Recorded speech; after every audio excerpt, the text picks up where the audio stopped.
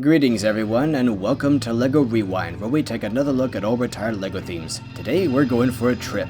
Time cruisers is something I've been meaning to cover for some time, but just wasn't sure where to squeeze it in. It's such a strange theme, and a short-lived one that at a glance seems to be the leftover scraps of other lines cobbled together to make a few extra sets. Just about everything we've covered on this show has a relatively self-contained aesthetic of its own that makes each theme stand out for their own internal consistency.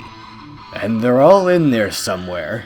The vehicles themselves don't really have any one visual element that gives them an identity. They're mostly gray and yellow at their core, with a heaping helping of whatever LEGO felt like sprinkling on top.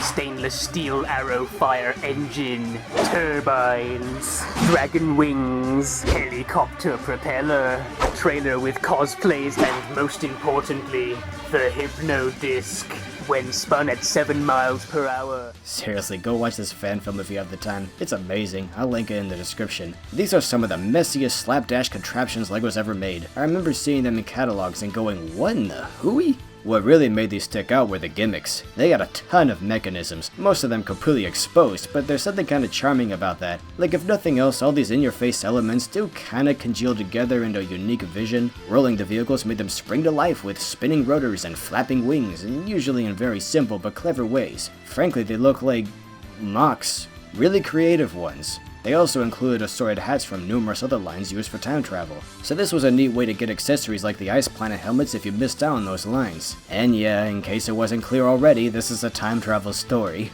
Our heroes are a boy, a scientist, a robot, and a monkey. I'm a robot! Look at me! Please end my misery by killing me! The villainous Time Twisters were released a year later with a stronger look and more smoothly integrated gimmicks that made their contraptions feel even more alive. Their gang is skeletons and a ghost. The black, blue, brown, and orange make for a distinguished palette given how limited LEGO's range of colors were in the mid-90s. I like the construction of the builds themselves, especially that train. And it really is impressive just how many features they crammed in while keeping to a cleaner, more complete feel than Time Cruisers. Some people wondered why I didn't cover these guys in the Halloween episode, but I've never really seen Time Twisters as a Halloween thing, even with the ghosts and batwings and cobwebs.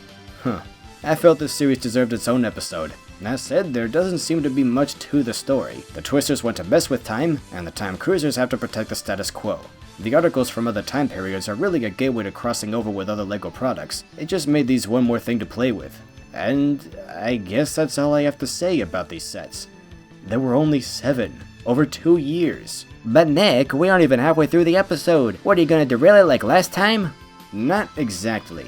I thought this would be a pretty straightforward episode. Just talk about these sets for a few minutes and call it a day. I was wrong. Time Cruisers as a product released in 1996, but it existed as an idea a couple of years before. Well, all LEGO themes do, but this is a special case. It all started with a fan's model of a time-traveling car, where have I seen that before, inspiring the entire story and characters like the boy then called Max Time Buster, who would eventually appear in the Time Cruiser sets, but starting with the Time Buster comics in Click magazine. Apparently the original story was a tie-in with Prinzenroll, a German cookie brand of all things. The entire plot is just retrieving a recipe for cookies. And yes, this all began with a mock. Suddenly the aesthetic makes too much sense. All while this was happening, we got a second Max Time Buster character, a completely different proto-Brickster type on the run as early as 1993. Apparently this guy really upset parents in some areas, who didn't want their children playing with such a devious character. Oh, what an innocent time the 90s were. On his quest for cookies, the original Time Buster comics saw Kid Max enter themes like pirates, dragon masters, and Aqua Zone. An accident involving magic transforms the car into the flying time vessel which see released as a set. The series was relaunched as Time Cruisers. Max changed his name to Tim, which was probably to avoid being confused with a crook, but may have just caused more confusion at the time. And for the next several years, this kid would go on to appear in pretty much every single line of the era, many of which we've covered in previous episodes, and even a few I barely knew anything about. With Insectoids, Rock Raiders, Rescue, Arctic, Knights Kingdom, multiple iterations of adventures, this series is a treasure trove. Over 100 pages of pure nonsensical LEGO mayhem. One thing I admire is how many artistic liberties the penciler took with the designs. They don't look like minifigs, but they're not too realistic either. They just look like nutty cartoon characters with the same stretchy quality you'd see in the best hand-drawn animation of 90s cartoons. And I think it works out well most of the time. Is that Vsauce? I knew he was a time traveler. Human characters like Johnny Thunder look on point in this style, and we get a better feel of species like the Zotaxians, whose faces are easier to understand in a format like this. Thank goodness, those dragons are a good deal more terrifying than the actual figures were. They took even bigger liberties with the stories of the featured themes. In Fright Night's case, Count Batlord is a good guy, and he and the witch are enemies? Meanwhile, Cedric is once again mischaracterized as a carnage-loving maniac, and the Native Americans are bloodthirsty nincompoops who make noises like ugh ugh. Great. Instead of warping through time to every single theme, Tim usually stumbles through a few of them in the same time period before zapping somewhere else. And with the time ship being discontinued as a set, later comics see him attaching a single brick called a zapper to whatever vehicle was available. One time he even warped an entire train, jeez. My favorite section is the Insectoids one, where we actually see some of the planet's giant bugs the vehicles are modeled after. Though the disguise doesn't work forever, the characters really do look like the Borg from Star Trek here, with all those intrusive tubes running through their arms and uncomfortable computer chunks jammed into their faces. It's great. Although geez, Lego, do you think her wedgie rides high enough for the kids? I said the 90s were an innocent time. Curiously, Aquazone's Hydronaut and Stingray factions appear in a subterranean ocean inside the Insectoids world? What? So, in the LEGO universe, Aquazone takes place on two separate planets, and the Old West and modern day are right around the corner from each other. Okay. And holy Mobius, is that what those guys look like? Neat. Considering it's against time travel rules to mess up the past by introducing future technology, I wonder what Doc would think of Tim leaving behind an incredibly advanced alien submarine in feudal Japan. The characters he meets jump back and forth between being super stoked to meet him, thinking he's the perfect man for the job, and just trying to kill him on the spot.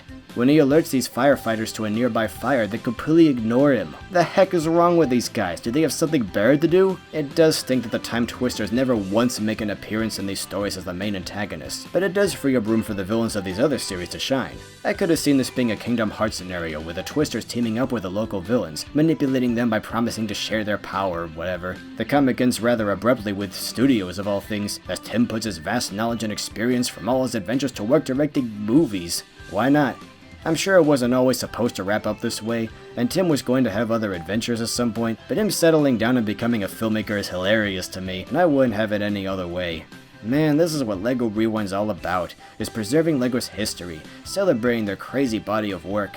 You couldn't make a comic this jam-packed nowadays. There just aren't enough original LEGO themes to keep the story going as consistently as it did in those years. You'd mostly have Tim's successor crossing over with licensed themes, becoming one extra advertisement for products that just don't need the extra help. What's peculiar though, looking back on this, the sheer breadth and scope of it, is how quickly forgotten Tim was. Maybe it was the awkward looking minifig, maybe it was not that many people having access to the comics, but this kid's a lion. He's a fighter that goes through so much with nary a break, survives so many scrapes with iconic LEGO villains and monsters, but you don't hear people talk about him the way you hear about Pepper or Johnny Thunder or other LEGO mascots. Tim was there before any of those guys. He basically was the face of LEGO just by his presence.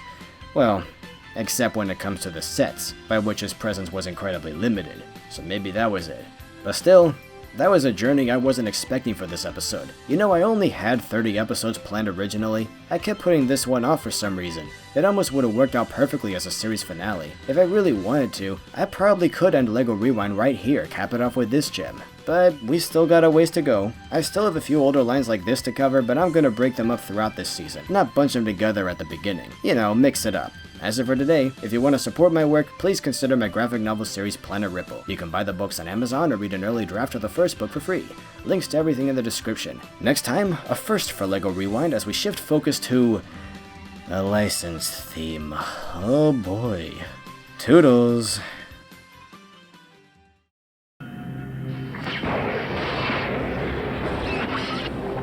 Hey guys, wanna come with me? Sure, go!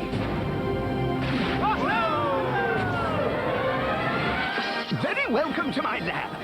I'm almost finished with my latest time cruiser. Come a bit closer. We've got magic weapons and helmets for any adventure. What do you say? Ready to time cruise? Catch the time cruisers in a toy store near you.